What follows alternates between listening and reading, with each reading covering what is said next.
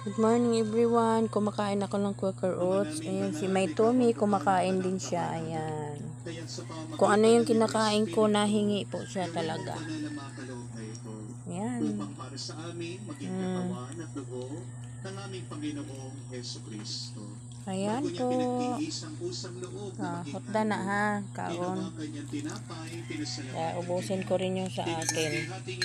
Inabot sa kanyang malagad at sinabi, tanggapin ninyong lahat ito at kanin. Ito ang ating katawan na ihahandog para sa inyo.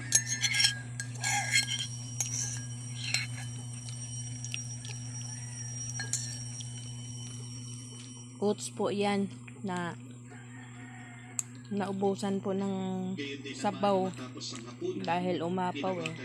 Hindi ko nabantayan eh. Ayan po. Tapos yung iba nandun oh, nakatingin. Ayan, yung ibang tuta nakatingin. Ang aking dugo na ibubuhos para sa inyo at para sa lahat. Hotda na, May Tommy. Hotda na ha. Ubusin mo. Yan. Ubos. Sige na.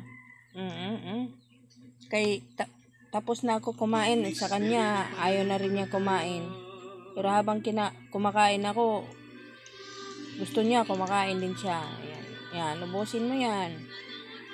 Ubos na yung sa akin.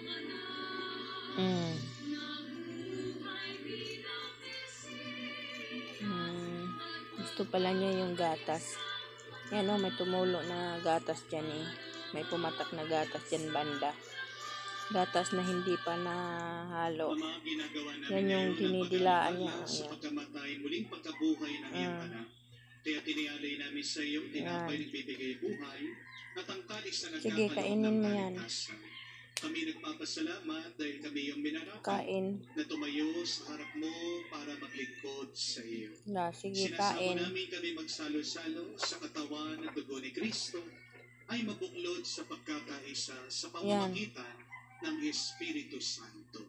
Hamalingapin mong iyong simbahan, laganap sa buong puspusin mo kami sa pag-ibig kay San Francesco, aming Papa, Florentino, aming Arsobispo ng Tanang Kaparihan.